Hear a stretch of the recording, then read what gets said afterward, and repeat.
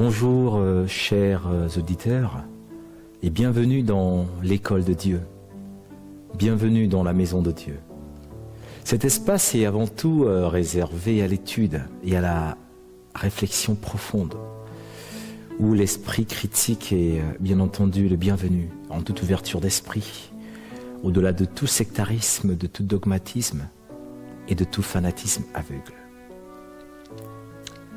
Je tenais avant tout à me présenter. Mon nom est Wilfried Anvani. Je suis pasteur, enseignant et conférencier. Je suis issu d'une famille chrétienne de père et de mère catholiques où, dès mon plus jeune âge, j'avais un intérêt pour tout ce qui est des questions de l'âme, des questions de l'esprit. Et déjà, à partir de l'âge de 12 ans, mon questionnement fourmillait à l'intérieur de moi.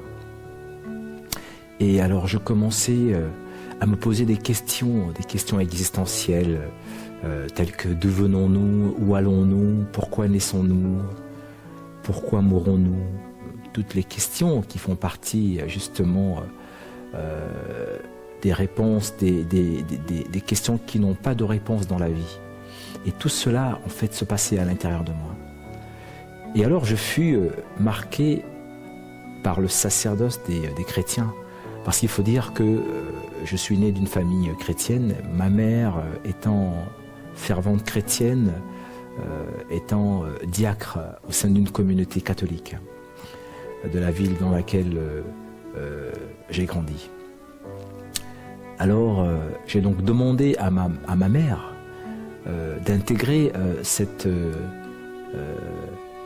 cette église où alors nous y allons les dimanches pour célébrer la messe, parce que je voulais être enfant de cœur, je voulais faire cette expérience, sentir, savoir qu'est-ce qui se passait, quel était ce mystère de la messe. Et alors ça a duré 2 ans, une expérience qui a duré 2 ans. Mais malgré tout, l'enseignement religieux que j'avais reçu, l'expérience que je venais de vivre au sein de cette communauté chrétienne de l'Église catholique, restait sans réponse. C'est alors qu'à l'âge de 14 ans, plus précisément, j'ai vécu une expérience intérieure qui toucha profondément mon âme.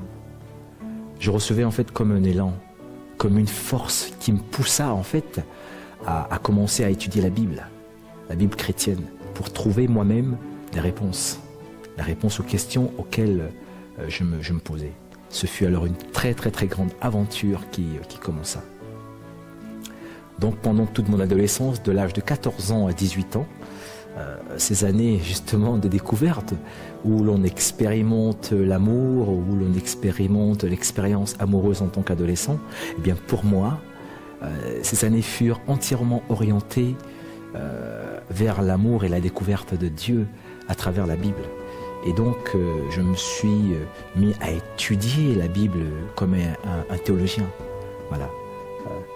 Je me suis mis alors, par cette curiosité, à fréquenter des groupes charismatiques, des groupes chrétiens de l'époque, où le réveil spirituel du plein évangile battait son plein. Voilà. Le réveil spirituel du plein évangile, d'où l'influence venait de l'Occident et surtout, mais vraiment surtout des États-Unis. Voilà. Donc j'ai été donc né de nouveau, j'ai accepté Jésus comme Seigneur et Sauveur, baptisé du Saint-Esprit conformément à l'enseignement de ces courants des églises éveillées et du groupe auquel j'appartenais. Voilà.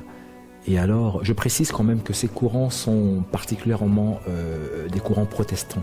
Alors vous comprenez que j'avais vécu une expérience chez les catholiques, tradition de naissance, et ensuite chez les protestants, où tout le message se résume à l'enseignement paulinien. Voilà. Ces enseignements pauliniens qui est développé par l'apôtre Paul dans les épîtres de la Bible. Voilà. Donc, de plus en plus que j'ai avancé sur mon cheminement, je voulais avoir des réponses aux questions philosophiques, surtout au lycée, surtout au secondaire, où je me posais des questions sur pourquoi ces différences entre le christianisme et l'islam, quels étaient leurs points convergents, pourquoi il y avait autant de religions et qu'est-ce qui les différenciait les uns les autres. Pourquoi est-ce qu'on pouvait concevoir un autre message que celui des chrétiens? Est-ce que ma perception pouvait être différente de la foi chrétienne? Est-ce qu'il y avait un dénominateur commun entre tous les courants religieux, notamment le judaïsme, l'islam et la religion chrétienne? Ensuite, au courant de mes années universitaires, où j'ai passé une bonne partie de mes études universitaires au Maroc, naturellement, je me suis retrouvé dans un contexte musulman et je me suis mis à étudier l'islam. J'ai donc rencontré par providence divine un maître soufi, le soufi qui est un courant de la religion musulmane, contrairement aux sunnites et aux chiites. Donc la pensée soufie, j'ai étudié la pensée soufie et surtout les fondements de l'islam à travers les cinq piliers de l'islam, assez intéressant. Alors c'était donc pendant toutes ces années, en gros 14 années de recherche à chercher l'enseignement théologique à travers le christianisme, le judaïsme et l'islam. J'ai rencontré la tradition essénienne comme une synthèse de tout ce que j'avais pu apprendre jusque-là. C'est donc à travers cette nouvelle étape que tout devenait de plus en plus clair pour moi, à l'image d'une graine qui germait. Ma conscience s'éveilla à la sagesse des mystères de la création et de la vie, et je commençais à avoir des réponses. Je passais donc de la foi aveugle à la connaissance vivante. Je passais du concept à la réalité, à l'expérience vivante. Je passais de l'extérieur, de la religion extérieure, à celle du cœur, au chemin intérieur. Voilà. C'est alors que j'ai compris véritablement ma mission d'âme, car elle me fut révélée, elle me fut véritablement révélée. Aujourd'hui, je suis enseignant et conférencier, pasteur. J'enseigne la pensée essénienne contemporaine. J'enseigne la tradition essénienne. Quelle est sa place par rapport à ce qui a été déjà dit, à ce qui avait déjà été révélé à travers les religions catholiques, les religions du judaïsme, de l'islam et du christianisme? En quoi elle se différencie? Ou alors, qu'est-ce qu'elle peut apporter de plus? Voilà, c'est pourquoi aujourd'hui, j'aimerais partager avec vous, fort de mes expériences personnelles, fort de mes points de vue expérimentés, la vision essénienne, cette tradition vivante qui m'a libéré incontestablement des concepts erronés pour moi, des concepts comme de l'esclavage, comme de l'enfermement, comme des dogmes à travers ces religions cristallisées. Et cette expérience essénienne qui m'a conduit à une expérience vivante que je considère pour moi comme la seule vérité qui libère et qui apporte la vie. L'expérience vivante est la vérité qui libère et qui apporte la vie. C'est pourquoi d'ailleurs le Christ a dit vous connaîtrez la vérité et la vérité vous affranchira. Eh bien pour moi cette vérité passe par une expérience vivante. Voilà. Je partagerai certainement avec vous lors de mes prochaines conférences des clés, des méthodes concrètes de protection, de guérison, comment j'ai été guéri, de richesse intérieure issues de la pensée essénienne, issues de la tradition essénienne, des clés et méthodes qui m'ont permis de prendre ma vie en main et de devenir moi-même maître de mon propre destin. C'est donc avec amitié, mes chers auditeurs, que je vous invite aujourd'hui à réfléchir avec moi sur la question de la religion. Comment pouvons-nous repenser nos valeurs religieuses sans forcément être obligés de les abandonner? Car il ne s'agit pas de les abandonner, mais il s'agit de se poser la question de savoir comment on peut repenser ces valeurs. C'est véritablement un sujet passionnant pour moi. L'origine des religions, leurs points convergents, leurs points divergents, voilà, les valeurs qui les constituent, comment on peut s'en sortir, comment on peut sortir du sectarisme, du fanatisme aveugle dans lequel les trois quarts des adeptes des religions se retrouvent, comme enfermés dans une forme de cadre, enfermés dans une forme de rigidité, le plus souvent de façon malheureusement inconsciente. Dans ces religions, les religions du judaïsme, de l'islam, du christianisme. Voilà. Donc c'est réellement en toute ouverture d'esprit, en tenant compte de l'esprit critique, que je voudrais partager avec vous cette réflexion, d'où le titre de cette conférence. Comment pouvons-nous, aujourd'hui, à cette époque contemporaine, repenser nos valeurs religieuses transmises par le judaïsme, transmises par le christianisme, transmises par l'islam. Voilà. Quels sont leurs buts, toutes ces religions qui ont la même origine, dans le fond. On va commencer par le terme religion. L'étymologie, en fait, du mot religion, pour moi, a deux origines. Vous avez donc religare, qui signifie relier, se relier. Donc c'est de cette façon qu'ont compris les créateurs des religions, c'est-à-dire se relier à cette puissance transcendante à laquelle on tisse une alliance. Cette puissance transcendante des religions que l'on nomme communément Dieu. Voilà. Si je lui obéis, si j'obéis à Dieu, elle me récompense, la puissance, elle me récompense. Si je lui désobéis, elle me punit. Voilà. C'est véritablement la vision développée et bien souvent entretenue par les religions révélées du christianisme, du judaïsme et de l'islam. Par ailleurs, il y a une autre lecture étymologique possible du terme religion qui veut dire religere, qui veut dire accueillir en soi l'essentiel. Voilà. Cette lecture qui a été interprétée par un des grands philosophes du Moyen-Âge, Cicéron, je veux dire en fait de l'époque romaine, qui a vécu en l'an 43 avant Jésus-Christ. Donc religere qui veut dire en fait le soi, l'essentiel. Comment se relire?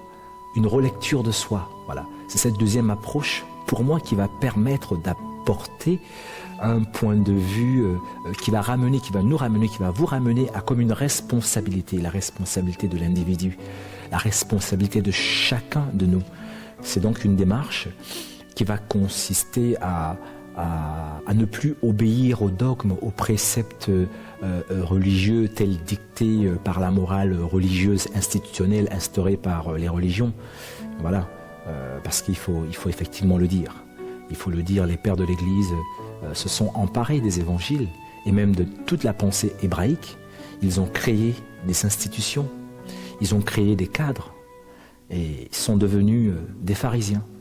Pharisien au sens dogmatique du terme, parce que pharisien en fait c'est un terme voulant illustrer tout le côté hiérarchisé et dogmatique, tout le côté sectaire, tout le côté fermé, sans ouverture d'esprit, quoi. Voilà. C'est un peu l'image du clergé juif à l'époque de Jésus, mais c'est aussi l'image de tous les systèmes religieux qui essayent d'apprivoiser l'esprit en lui donnant comme un contexte, en voulant la hiérarchiser. Donc cette deuxième interprétation du terme religion, qui est pour moi religere, conduit en fait à une démarche qui va nous ramener à nous-mêmes, voilà, pour nous éveiller, pour apprendre à se lire, apprendre à se regarder intérieurement, voilà, à comme développer un esprit critique fondamental pour celui qui recherche la vérité. C'est pourquoi je pense qu'il est essentiel, mais vraiment essentiel, de se concentrer sur l'abandon des concepts religieux. Comment abandonner ces concepts qui nous conduisent bien souvent à penser que mon Dieu est le seul Dieu, que le Dieu des Juifs est le vrai Dieu, que le Dieu des chrétiens est le vrai Dieu, ou encore le Dieu des musulmans, ou encore celui des bouddhistes. Hein? Nous devons apprendre à nous abandonner à tout cela pour essayer de se retrouver soi-même dans la réflexion intérieure, pour retrouver la présence de Dieu en soi, hein, comme un chemin libérateur, un chemin qui va nous permettre, qui va vous permettre de vous retrouver, qui va de retrouver Dieu à l'intérieur de chacun de nous, en essayant de sortir de tous ces concepts bien souvent erronés, enseignés par le chemin de la religion tel que ça nous a été transmis. C'est pourquoi, de façon générale, les religions, quand on regarde, elles ont été créées effectivement autour des prophètes. Elles ont été créées autour des hommes, des envoyés de Dieu. Certains ont porté le nom de prophète, certains ont porté le nom de maître, ainsi de suite en fait. En fonction du judaïsme, de l'islam et du christianisme, ces hommes de Dieu qui ont perpétué ces traditions et qui ont été les créateurs de religion, selon les époques bien entendu, ils ont été appelés des fois enfants de la lumière, des fois peuple choisi par Dieu, des fois prophètes, des fois maîtres, des fois messagers, et tout ça en fonction des époques, en fonction des cadres, les différenciant les uns des autres. Mais c'est sûr qu'elles ont toutes eu une cohésion, un fil conducteur. Ouais, quand on regarde en profondeur ces religions, elles ont eu un seul et même but. Lequel? Un rôle civilisateur, je pense. Ce rôle civilisateur a quand même aidé l'humanité, il faut le dire. Ça a aidé l'humanité à sombrer dans la déchéance, à sombrer dans la guerre de tous contre tous. Parce qu'il faut quand même le rappeler, quand on regarde la guerre, on regarde le crime était déjà là depuis le commencement des temps. Quand on regarde cette histoire de Caïn qui tue son frère Abel, cette histoire que nous conte la Bible, voilà, on peut accorder aux religions le mérite d'avoir eu un rôle civilisateur.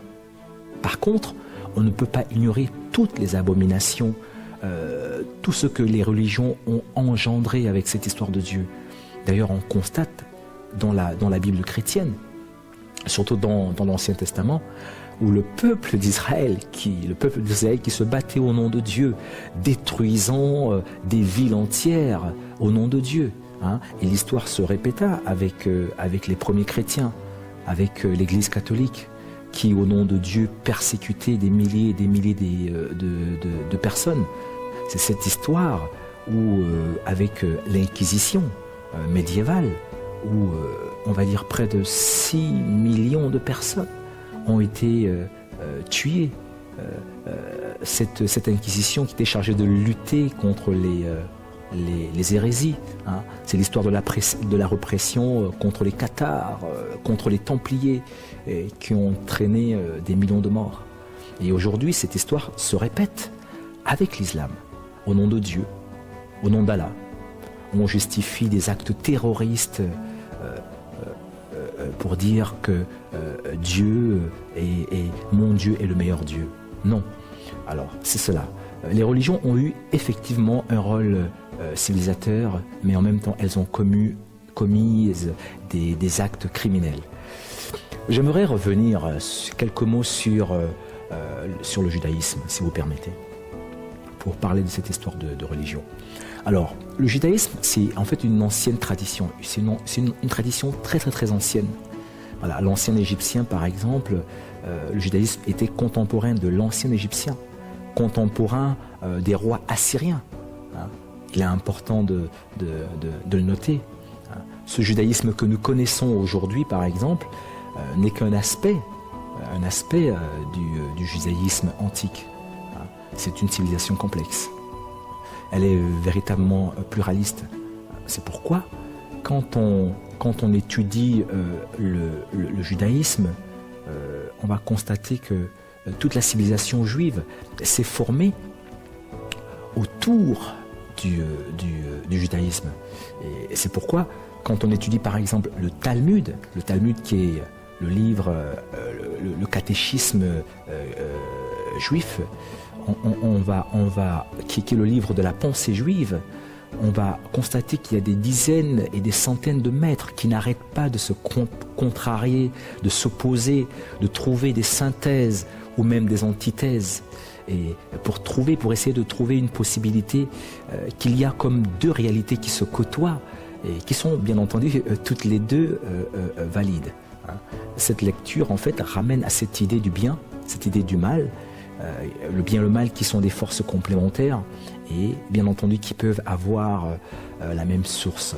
C'est cette vision que développe le Talmud pour ceux qui l'ont étudié. Et d'ailleurs, cette pensée rejoint beaucoup la pensée bouddhiste, hein, où le bien et le mal sont des forces complémentaires. L'un ne va pas sans l'autre. Hein. Ça nous fait penser au symbole du Tao, du yin et du yang. Un petit blanc dans un grand noir, un petit noir dans un grand blanc. Voilà. À l'époque de Jésus, par exemple, le judaïsme a donné naissance à plusieurs courants. On va constater à l'époque du judaïsme ce qu'on appelle le judaïsme rabbinique ou pharisien, qui se sont entièrement repliés sur la Torah, qui ont refusé l'enseignement de Jésus, et dont les juifs actuels sont les descendants de ce judaïsme rabbinique. Ensuite, on va constater qu'il y a les judéo-chrétiens. Ce sont ces chrétiens-là, ces chrétiens judaïsants, qui sont regroupés autour de Jacques, le frère de Jésus.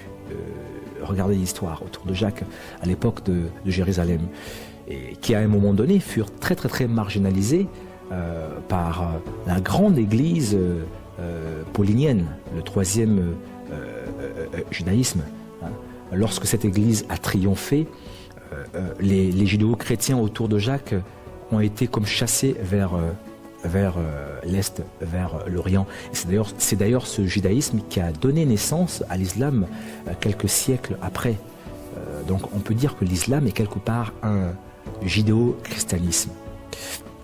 Bien entendu, je ne parle pas de cet islam où l'on voit énormément de caricatures, qui est complètement une négation complète avec la partie la plus spirituelle du message du prophète. Et c'est cet islam qui se sclérose vers un intégrisme hors pair. Non, je ne parle pas de ça. Je parle de l'islam qui a cette capacité, cette volonté à éduquer les hommes, parce qu'il faut le rappeler. L'islam, avec ses 5 prières quotidiennes, va permettre aux musulmans pratiquants, aux véritables musulmans, d'acquérir comme une force, d'acquérir une détermination dans sa volonté par la pratique quotidienne. Et ça, là, c'est fondamental, c'est très intéressant. Donc la troisième branche de ce judaïsme, c'est le christianisme paulinéen dont je vous disais, qui est quelque part une forme de paganisation du judaïsme, qui était très très très influencé par les mystères de l'époque, les mystères de Mitra, les mystères d'Osiris, les mystères d'Isis, où réellement on voit apparaître ce concept du Dieu ressuscité, de l'enseignement de Paul quand vous lisez les épîtres, Dieu qui ressuscite. D'ailleurs jusqu'à ce jour, certains musulmans considèrent le christianisme paulinéen comme étant totalement païen. Donc on peut réellement se poser la question de savoir pourquoi. C'est pourquoi j'aimerais dire quelques mots, encore vraiment rentrer en profondeur sur ce christianisme paulinéen qui est le fondement même de l'Église aujourd'hui. Voilà. C'est pas véritablement l'objet de la conférence, mais je pense que c'est important de le signaler. Qu'est-ce que nous dit l'histoire ? L'histoire et les exégètes, c'est-à-dire ceux qui ont étudié les textes sacrés, ceux qui ont développé une étude approfondie, une étude critique des religions, de l'histoire, qu'est-ce qu'ils nous disent ? Ils nous parlent du concile de Nicée, un concile écuménique qui avait été organisé au IVe siècle pendant le règne de l'empereur Constantin. Eh bien, ce Constantin, qu'est-ce qu'il a fait ? Constantin a organisé un concile dans le but de créer des dogmes chrétiens. Ce sont ces dogmes-là qui vont définir la religion chrétienne actuelle telle que nous la connaissons. Voilà. C'est pourquoi, quand on étudie justement ces textes, quand on étudie l'histoire, il est important de redéfinir le cadre dans lequel ces textes, cette histoire a été faite, le cadre dans lequel cette religion est née. On peut constater que la religion chrétienne, à cette époque, était comme une religion en progression, à cette époque du IVe siècle. Voilà. Elle était en progression. Parce que l'Empire romain, à cette époque, avait une antique religion, une religion traditionnelle, une religion qui était basée sur, comme je vous ai dit, des mystères, des religions souvent venues d'Orient, comme le culte de Mitra, comme le culte du dieu solaire de Zoroastre, le culte du dieu Osiris, d'Isis, en provenance d'Égypte. Alors Constantin, qu'est-ce qu'il a fait, empereur de l'Empire romain de ce IVe siècle, voulait comme uniformiser tout cela, parce qu'il s'est rendu compte qu'il fallait une idée fixe, il fallait des réponses d'ordre spirituel, notamment pour le peuple, et notamment sur la question de l'âme. Et c'est pourquoi pour lui, le christianisme correspondait justement à la religion monothéiste qui devait prôner la seule et unique vérité qui pouvait être acceptée par tout le monde et comme une forme de piété, une nouvelle piété. C'est pourquoi Constantin a comme développé, il avait comme développé une forme de sympathie envers le christianisme, simplement parce que le christianisme se rapprochait beaucoup de la religion dogmatique de ses pairs. Voilà. Et il faut aussi dire que comme la multiplicité de toutes les religions en fait de cette époque était basée en grande majorité sur le culte du soleil, qui était assez représentatif des croyances du peuple, eh bien, il va constater que ces croyances, avec tout le fourmillement culturel de l'époque, de l'Empire romain de cette époque, eh bien, tout cela agitait énormément le peuple et surtout la foi chrétienne, qu'il y avait diverses interprétations des textes sacrés, diverses interprétations des évangiles, et même les chrétiens eux-mêmes étaient dans les conflits, d'où le christianisme de Jacques et paulinéen. Donc Constantin essaie de pacifier justement le culte chrétien. Il réunit autour de toutes les interprétations diverses des textes chrétiens un concile pour en faire une seule vérité. Voilà, la vérité bien entendu qui aurait été choisie et validée par le magistère écuménique de ce concile. On comprend très bien la volonté impériale. Hein, elle était vraiment d'établir une uniformisation de la société romaine à l'époque, avec une ligne directrice commune qui va rassembler tout le peuple. Ce point-là est fondamental. C'est la grande question, par exemple, de l'hérésie. L'hérésie et les apocryphes. Ces livres qui ont été cachés, qui n'ont pas été choisis par l'Église. Ce sera le sujet certainement d'une prochaine conférence. Je précise quand même que mon intention n'est pas de susciter en vous un esprit critique ou rebelle, car je pense quand même que c'est essentiel de connaître la vérité, et c'est important de sonder les Écritures, c'est vrai, mais c'est surtout important de faire appel à un esprit critique pour analyser en profondeur dans quel contexte et dans quel but les textes religieux nous sont transmis par les pères de l'Église. Ok ? Et pourquoi, pour ne parler que de Constantin, pourquoi certains livres ont été validés et pas d'autres ? Il y a par exemple à cette époque le problème de la doctrine du Père, du Fils et du Saint-Esprit, doctrine d'ailleurs qui ressemble beaucoup à un ancien culte perpétué en Égypte, Osiris, Isis, Seth, culte brahmanique, Shiva, Brahma, Vishnu. Vous voyez, il y a comme des cohérences, donc il faut quand même se poser la question. Soit. Donc, toute cette pluralité créée comme des convergences, et c'est pourquoi lors de ce débat, je vais dire passionnant du concile, certains groupes qui étaient dirigés par exemple par, on va parler d'un prêtre Arius, d'après ce que nous conte l'histoire, dont les convictions avaient été jugées d'hérétiques, fut banni. Il fut banni justement du concile, il fut banni, sa vision fut bannie et ses textes n'ont pas été canonisés. C'est à partir de ce moment où on parle justement de la Bible, où les textes de la Bible ont été canonisés. Et les évangiles apocryphes, donc cachés, ne faisait pas l'affaire de l'Église, ne faisait pas l'affaire de Constantin. En fait, on peut dire que le christianisme, à cette époque, en devenant la religion de l'Empire romain au IVe siècle, servait quelque part à justifier l'autorité politique qui s'exerçait au nom de Dieu. Et il avait permis en fait aux yeux des empereurs d'assurer, comme je l'ai dit tantôt, une cohésion de l'Empire. Hein. Le christianisme donc devint comme un élément essentiel de la civilisation de l'Antiquité tardive.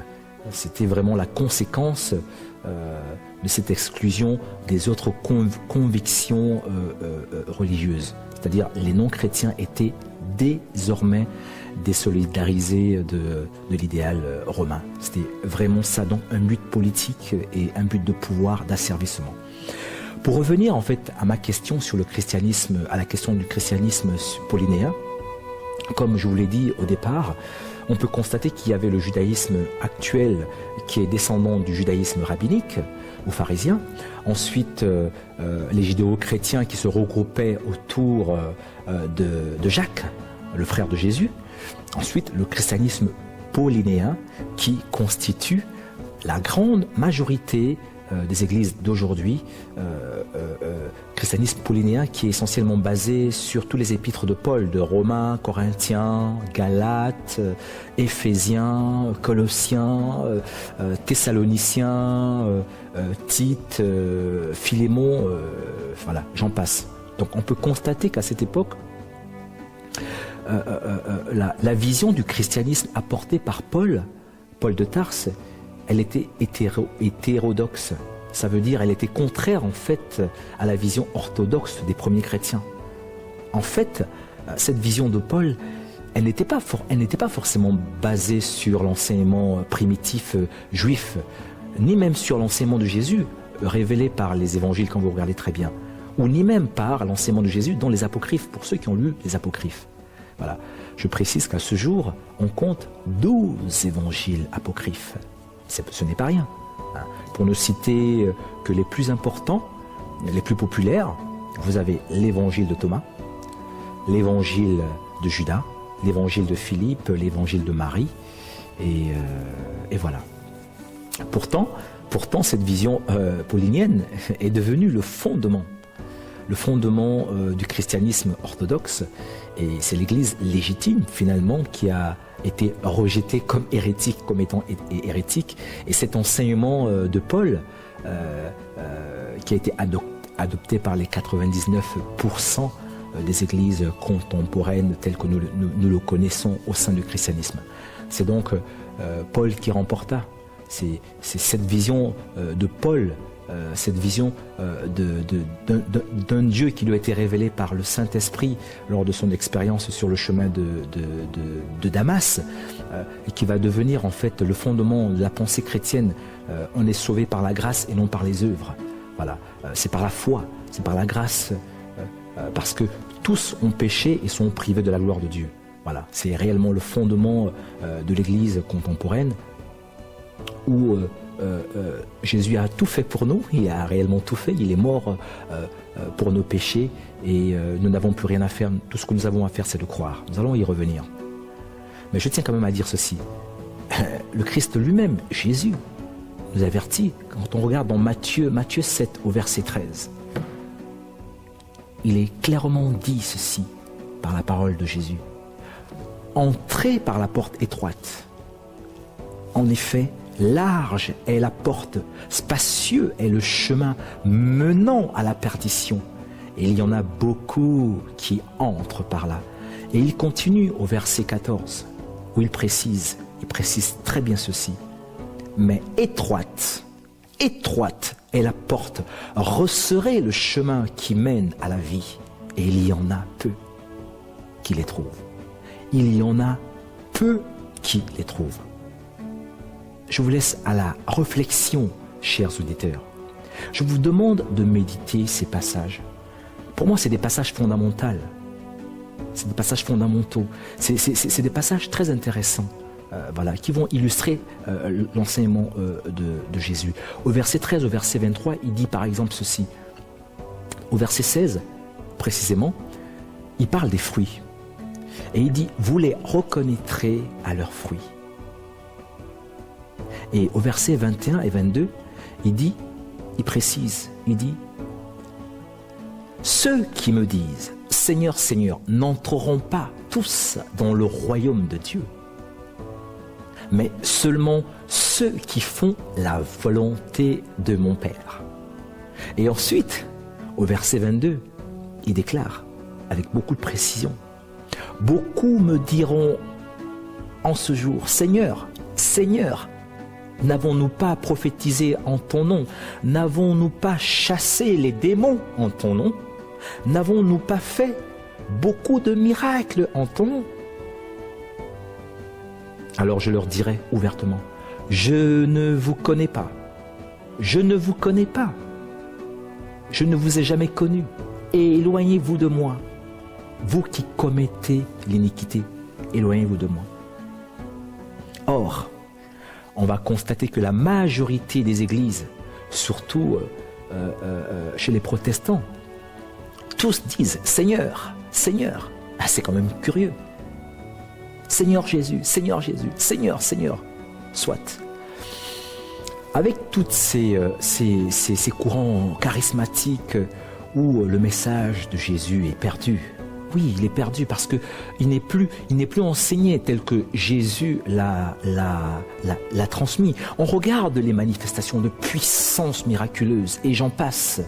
Hein, des enseignements complètement usurpés, des enseignements qui mettent l'ego, qui mettent la personnalité. Hein. C'est exactement la question du docteur de la loi, du pharisien qui pose à Jésus la question, mais maître, rabbi, quel est le plus grand commandement de la loi? Et Jésus de lui répondre, tu aimeras le Seigneur ton Dieu de tout ton cœur, ok? De toute ton âme et de toute ta pensée. Vous voyez? Jésus commence par le cœur. C'est d'ailleurs pourquoi il dit ailleurs, si ton cœur n'est pas pur, tu ne peux voir Dieu. Mais c'est celui qui a le cœur pur, c'est celui-là qui verra Dieu. Ça, c'est le plus grand commandement. Tu aimes Dieu de tout ton cœur, de toute ton âme et de toute ta pensée. Et il dit, le deuxième commandement lui est semblable. Tu aimeras ton prochain comme toi-même. Tu aimeras ton prochain comme toi-même. Ton prochain comme toi-même. Ces deux commandements, chers auditeurs, pour ma part, et pour vous, je le pense, résument la totalité de l'enseignement du Christ. Ils sont l'essentiel de son message et de son enseignement. Donc fondamentalement, je pense qu'au lieu de continuer à nous identifier aux valeurs religieuses qui nous ont été transmises, bien importantes bien entendu, ces valeurs qui nous séparent les uns des autres, ces valeurs qui nous mènent très souvent dans des conflits stériles, dans des luttes sans fin, des luttes qui se soldent par des guerres, au point où on perd l'essentiel même du message, le message originel de la religion du cœur, hein, ce message qui peut se résumer dans les vertus telles que la fraternité, telles que le respect, telles que la dignité de l'homme, l'homme dans le soutien mutuel tel que la charité, et j'en passe. Chers amis, chers auditeurs, je pense que nous devons maintenant, à cette époque contemporaine, nous devons essayer d'apprendre à être dans une grande ouverture d'esprit et de regarder la curiosité dans l'autre, la beauté dans l'autre et essayer d'exprimer ce qui nous manque, que ce soit les juifs, que ce soit les musulmans, que ce soit les chrétiens, ce qui nous manque dans notre propre tradition et bien entendu qui peut être caché, hein? Essayer d'aller chercher chez l'autre la solution. Vous comprenez? C'est donc essayer de développer l'élan d'aller vers l'autre, mes amis. C'est la même façon à laquelle on peut aller vers une femme simplement parce que la femme a quelque chose qu'on n'a pas. Je vous donne un exemple personnel. Je suis fondamentalement chrétien de tradition. Mais à un moment donné de ma vie, j'ai pu expérimenter À travers le bouddhisme, j'ai pu expérimenter, j'ai été fasciné par la méditation. J'ai été fasciné par le silence qu'apporte la méditation. Cet état de sérénité et de paix intérieure, mais réel, expérimenté, vécu, ce que je n'ai pas trouvé chez les protestants ou chez les catholiques. Bien sûr qu'il y a des monastères chrétiens où le silence est cultivé. C'est pourquoi je pense, chers amis, que nous devons apprendre à repenser nos valeurs. Et repenser nos valeurs, c'est sortir de cet ego pour essayer de rentrer dans une forme d'universalité. C'est sortir de cet orgueil qui est vraiment le démon le plus malin, hein, qui nous fait croire que nous allons vers le bien, qui nous fait croire que notre religion est la meilleure, qui nous fait croire que nous allons vers la lumière, qui nous fait croire que nos croyances sont supérieures aux autres, alors que nous allons vers l'enfermement, vers l'enfer, vers l'enfermement. Nous devons apprendre à repenser nos valeurs. Ça veut dire quoi? Ça veut dire c'est vraiment regarder l'intérêt dans l'autre de façon objective.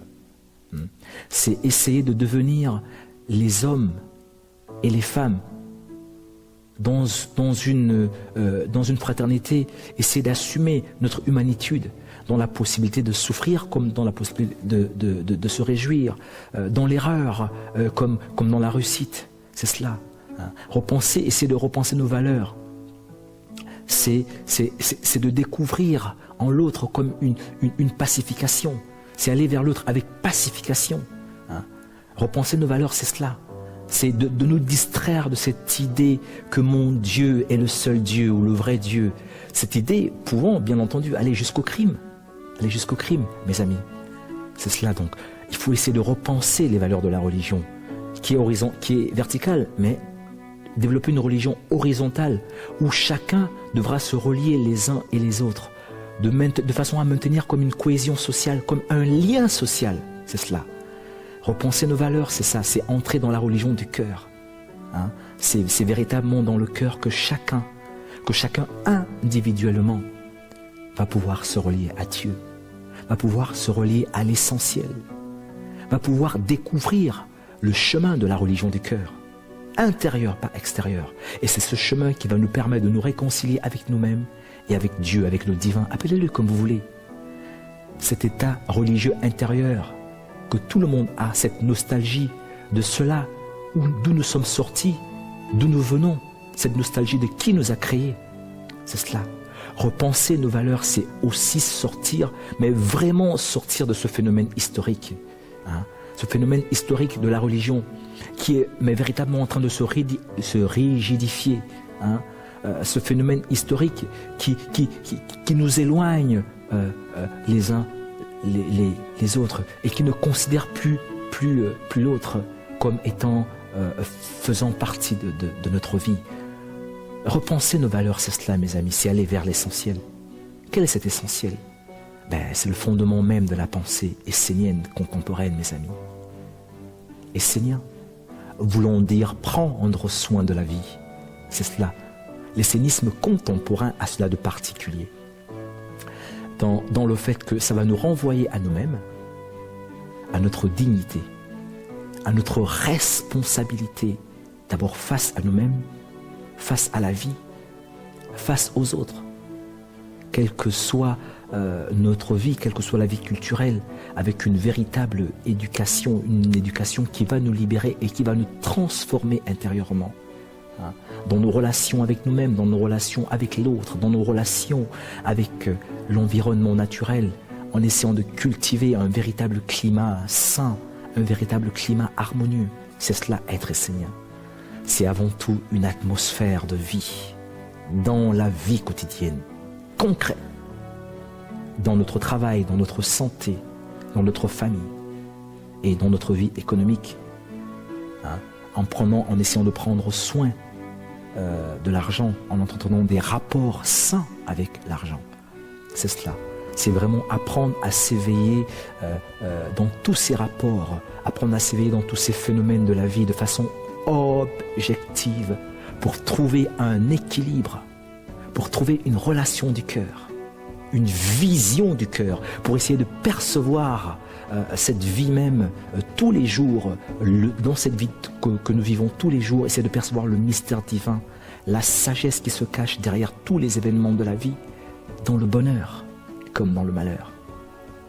C'est véritablement une autre perception, une autre façon de voir le monde. C'est réellement un regard éveillé de la conscience. La conscience va s'éveiller et la conscience va concevoir l'autre comme faisant partie de ma vie. C'est cela. Être essénien, c'est essayer de comprendre cet essentiel de la vie. Hein. C'est de vivre intensément la spiritualité du cœur à travers la relation avec l'autre. C'est cette spiritualité qui peut réellement me permettre de sortir de la civilisation. Cette civilisation qui est dans un point terrible. Tout simplement parce que, regardez, on a pu nous faire croire, après la Seconde Guerre mondiale, après toutes ces guerres, tous ces génocides, on nous a fait croire que tout cela disparaîtrait. Hein? Ce n'est pas le cas. On nous a fait croire que la paix s'installerait avec ces religions. Ce n'est pas le cas. Avec tous les prix Nobel de paix qui puissent exister dans le monde. Ce n'est pas le cas. On nous a fait croire que les systèmes vont s'améliorer. Ce n'est pas le cas. Il y a de plus en plus de famines. Il y a de plus en plus d'abominations dans le monde. Les pauvres deviennent de plus en plus pauvres. Les riches de plus en plus riches. Hein? On nous a fait croire le contraire. Avec des situations complètement troublantes, des situations révolutionnaires. Regardez le monde, tant sur le plan politique que sur le plan économique et spirituel. Je suis dans la pensée essénienne, mais même si cette pensée essénienne ne va pas forcément changer le monde, et ce n'est pas forcément le but qu'elle change le monde, mais je peux vous témoigner, je reste convaincu de sa véracité, de la véracité de la pensée essénienne. Pourquoi? C'est dans ce sens, en fait, qu'elle me ramène à ma responsabilité. Voilà. Elle me ramène à ma responsabilité. La question n'est pas de prouver que Dieu existe ou pas, non. Que Dieu existe ou que Dieu n'existe pas, on ne peut pas ignorer notre vie. On ne peut pas fuir notre responsabilité. On ne peut pas ignorer que c'est nous qui faisons les choix dans la vie. C'est nous qui prenons notre vie en main. On ne peut pas ignorer notre responsabilité face à l'autre. Quand nous nous levons le matin, par exemple, c'est nous qui décidons de nous lever ou pas. Quand nous aidons quelqu'un d'autre, c'est nous-mêmes qui décidons de l'aider ou pas. Quand nous sommes généreux, c'est nous-mêmes qui décidons d'être généreux ou pas. Quand nous choisissons de fermer la porte de notre cœur, c'est nous-mêmes qui décidons de l'ouvrir ou de la fermer ou pas. Quand nous décidons de respecter l'autre, c'est nous-mêmes qui décidons ou pas. Quand nous décidons réellement de faire l'effort de réparer nos erreurs, ce n'est pas quelqu'un d'autre qui vient le faire à notre place, c'est nous-mêmes qui décidons de pardonner ou pas. Vous voyez, c'est donc nous-mêmes qui allons décider de prendre notre vie en main. C'est nous-mêmes qui allons décider d'avoir la possibilité de progresser vers la lumière, hein, vers plus de charité, hein, vers plus de respect. Non pas forcément pour se sauver soi-même, mais pour devenir un être actif, un être conscient, un être responsable, un être qui permettra aux autres d'aller vers une conscience encore plus grande de ce qui est la réalité de la vie, de ce qui est nos rapports les uns les autres, et surtout de sortir de l'endormissement du monde dans lequel nous sommes asservis. Voilà. C'est pourquoi, mes chers amis, quelles que soient nos orientations religieuses, matérialistes ou laïques, la pensée essénienne, je le garantis, va vous offrir des clés pour prendre votre vie en main, pour sortir de l'esclavage et de la servitude du monde dans lequel nous vivons tous, pour entrer dans la responsabilité de ce qui nous est demandé. La responsabilité. d'entrer dans la dignité de l'homme, d'entrer dans la lumière intérieure de Dieu, cette part de lumière que tout le monde a à l'intérieur, cette part de lumière que la société moderne et matérialiste essaye à tout prix, mais vraiment à tout prix, par tous les moyens que ce soit, d'éteindre à l'intérieur de nous. Pourquoi, à votre avis? Tout simplement parce que la lumière ne fait pas marcher l'économie, mes amis. La lumière ne fait pas marcher l'économie. Et la lumière ne fera jamais marcher une consommation sans fin et sans frein. Elle finira finalement par détruire le monde, cette consommation sans fin et sans frein. Eh bien, cette lumière, elle est à l'intérieur de chacun. C'est cette parole de Saint Jean qui dit « La lumière, lui, dans les ténèbres, mais les ténèbres ne la saisissent pas. » Ce sont les ténèbres de l'inconscient, de votre inconscient, les ténèbres du corps de l'homme, de chaque homme, de chaque femme. Mais ces ténèbres ne peuvent pas saisir cette lumière qui est l'image de Dieu à l'intérieur de chacun, qui est le principe divin à l'intérieur de chacun. Cette lumière, lui dans les ténèbres, lui dans le secret, et lui dans l'intériorité de l'homme.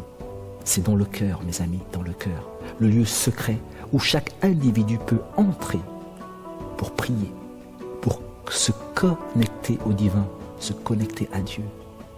Et c'est dans ce secret que Dieu écoute. Ensuite, Dieu va vous répondre. Mais de quelle façon? Il va vous répondre par une clarté mentale.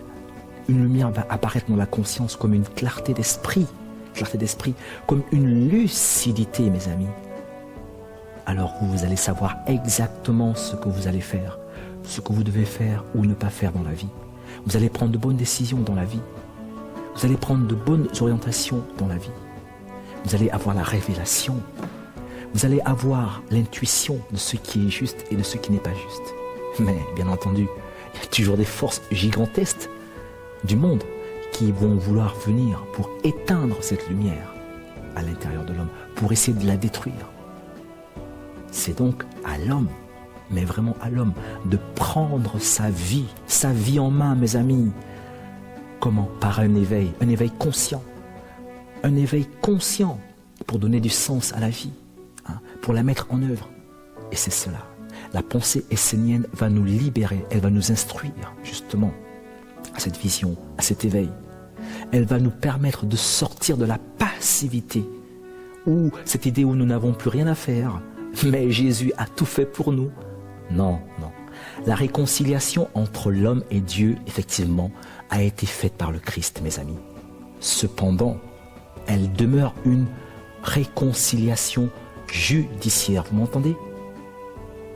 Pourquoi? Parce que, effectivement, il a lavé les conséquences de la faute, mais il n'a pas réparé la faute.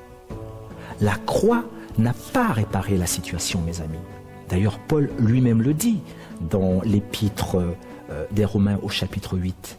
L'âme souffre, et elle est en attente de cette espérance.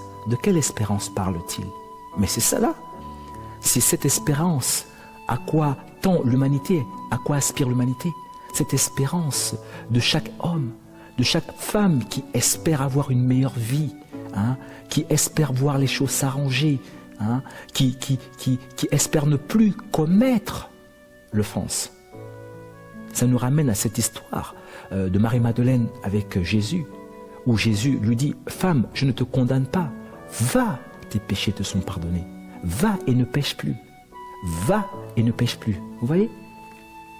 On voit vraiment dans cette parole du Christ la réconciliation judiciaire dont je vous ai parlé. Réconciliation qu'il va offrir à Marie-Madeleine. Il lui offre l'opportunité de ne plus commettre l'offense. L'opportunité. Eh bien c'est cela. La pensée essénienne va vous offrir l'opportunité de ne plus commettre l'offense. Elle va vous libérer en éveillant votre conscience par la responsabilité, par un acte actif, un acte de décision, un dépassement, un effort conscient. L'homme qui va prendre sa vie en main, l'homme qui va prendre sa destinée en main pour ne plus commettre l'offense, mes amis. C'est donc effectivement en espérance que nous sommes sauvés par Christ, comme le dit Paul. C'est en espérance. Ça veut dire quoi? Ça veut dire qu'il y a maintenant un travail à faire, mes amis, et que nous n'avons pas encore fait. Hein. C'est pourquoi il dit en espérance, nous espérons. Et tant que nous n'aurons pas fait ce travail, effectivement, nous ne bénéficierons pas du jour du salut. Et c'est cela. Ce travail à faire, c'est l'étude des textes sacrés de la loi. Cette étude que va nous apporter à travers sa vision le judaïsme avec sa Kabbale, hein, par le biais de la pensée. La pensée. Aime ton Dieu par la pensée, dit le Christ. C'est la dévotion que va nous apporter le christianisme par le cœur aimant. Tu aimeras ton Dieu de tout ton cœur. C'est la volonté, le rite que nous apprend l'islam à travers les 5 prières quotidiennes, la force. Tu aimeras ton Dieu de toute ta force. Et c'est bien entendu, mes amis, c'est l'œuvre, l'accomplissement de celui qui prend sa vie en main et qui fait de sa vie une œuvre divine. Et c'est cela l'éducation essénienne. Chers amis, recevez tout le meilleur et que la lumière de la sagesse, que la lumière de l'intelligence guide vos pas. Que ces paroles soient comme des paroles de réflexion pour aller encore plus loin dans la découverte de ce qui est le mystère divin. J'espère, dans un avenir très proche, de nouveau partager avec vous des thèmes passionnants. Recevez ma grande bénédiction.